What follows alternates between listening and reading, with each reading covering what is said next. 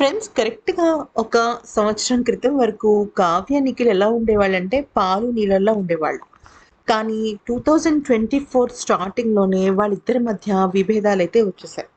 కానీ 'big boss' house నుంచి నిఖిల్ బయటకొచ్చిన తర్వాత కొన్ని రోజుల పాటు వీళ్ళిద్దరూ ఎడమొహం, పెడమొహంగా ఉన్నప్పటికీ గత 2, 3 నెలలుగా మాత్రం అంటే ఆహ్, జనవరి 15వ తారీఖు వరకు వాళ్ళిద్దరు కొంచెం దూరంగా ఉన్నారన్న మాట నిజమే కానీ, ఈ సంక్రాంతి తర్వాత నుంచి మాత్రం వాళ్ళిద్దరిలో ఎక్కడ లేని ఒక రకమైన మళ్ళీ వాళ్ళిద్దరి మధ్య బాండింగ్ ఏర్పడింది.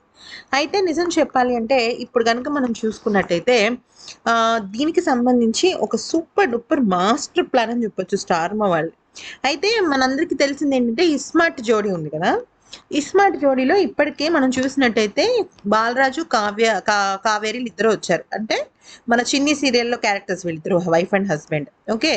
అయితే ఏమైంది 'ఇస్మార్ట్' జోడీ ఇంక త్వరలో ఫైనల్స్‌లోకి కూడా వెళ్ళిపోతుందనమాట. ఈ క్రమంలో 'బిగ్ బాస్' తర్వాత మళ్ళీ 'చిన్ని' సీరియల్‌లోకి ఒక మంచి లీడ్ రోల్ అంటే ఇంపార్టెంట్ రోల్‌లోకి ఎంట్రీ ఇచ్చాడు Nikhil. Okay. So, Nikhil and Kavya త్వరలోనే ఈ సీరియల్‌లో ప్రేమలో పడబోతున్నారు. ముఖ్యంగా నిఖిల్ కావేరిని ఇష్టపడటం మొదలెడతాడనమాట. సో, ఈ క్రమంలో మళ్ళీ ఫైనల్స్ కోసమని ఈసారి 'చిన్ని' సీరియల్‌కి సంబంధించి చిన్నిని కాకుండా కావేరిని అంటే మన కావ్యని, నిఖిల్‌ని సూపర్ ఇస్మార్ట్ జోడీగా తీసుకురావాలని ఫిక్స్ అయిపోయారు. మనం గతంలో చెప్పుకున్నాం. నిఖిల్, కావ్య కలవబోతున్నారు. నిఖిల్ 'చిన్ని' సీరియల్‌లోకి రాబోతున్నాడు అని.